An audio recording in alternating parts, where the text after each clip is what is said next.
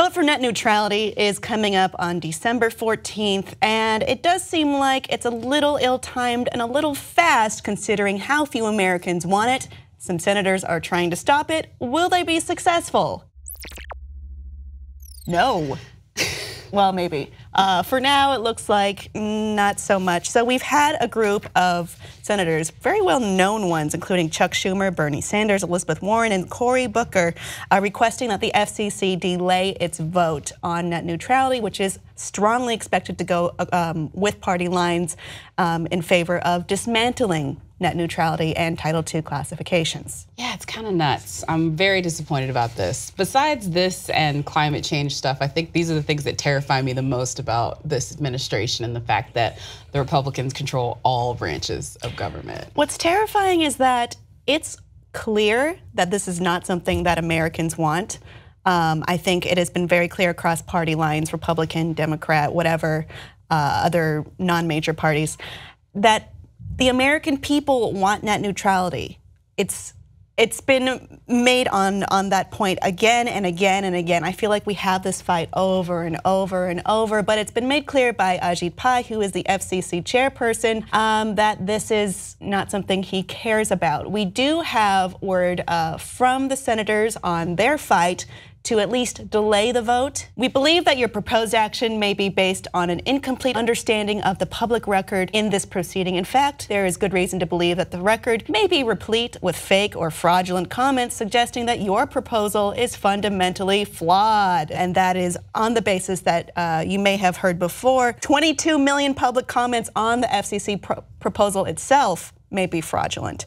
1.3 million comments were fake and came from a central source, according to data scientist Jeff Cow, while the Pew Research Center found that over half of the comments in whole came from temporary, duplicate, or fake email addresses, which raises the question as to, are these real? Are they working in the public interest? But are the comments the ones that are fake in favor of disbanding net neutrality or in favor of continuing net neutrality? That's what I'm curious of. I think a lot of them are fake in general, which would at the very least push for delaying the vote while this is confirmed. I think if we're not looking at that, it has been shown that people don't want this. And this is so obviously in the favor of telecoms and the telecom lobby. And a man who used to work for Verizon and as of filming this episode was meeting at Verizon to speak. It's very clearly to me and to many Americans, I think, that this is an example of corporatization of the government. The FCC did respond to the letter that was pushing for the vote to be delayed. This is just evidence that supporters of heavy-handed internet regulations are becoming more desperate by the day as their effort to defeat Chairman Pai's plan to restore internet freedom has stalled. The vote will proceed as scheduled on December 14th. I don't notice a difference in my voice when I read those.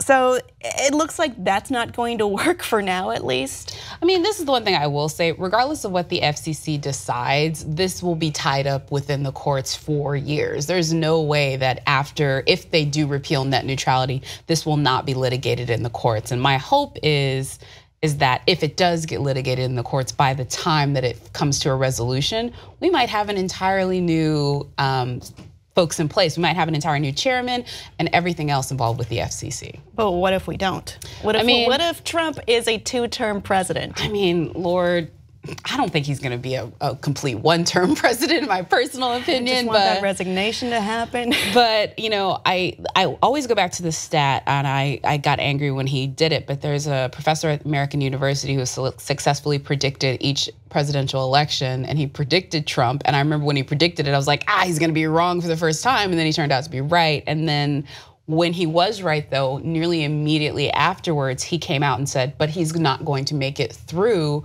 likely his first term, but more importantly, at least before if he does get through 2 terms, he will be impeached. And he said it is almost a statistical certainty based off of his business dealings, the way he operates in life, and his conflicts of interest. And that's what this professor said nearly immediately after his inauguration. So I like that idea, but we can't count on anyone to be like the Nostradamus of modern American politics. I mean, he has been so far. So this is what I'm saying. Like, if the guy had been wrong, if the guy had been wrong on all of the things that he's been wrong on. I mean, he predicted Barack Obama, but way before this was even in the hope of possibility. And so I don't think, and he does base it not off of like, tea leaves. He bases it off of stats and basically the history of how impeachment proceedings usually happen for presidents. Okay. And he based it off of what happened to Andrew Jackson, what happened to Lyndon B. Johnson, and what happened to Clinton, and what caused them to be impeached. So I don't know. I am very on board if you say the magic words data, figures, facts, history, because those are predictive models that you can actually count on instead of, I don't know, just really wanting it badly. Audience, do you think that net neutrality's dismantlement will go through as promised by Ajit Pai, President Trump, and the FCC? Please let us know your thoughts on Facebook and on Twitter.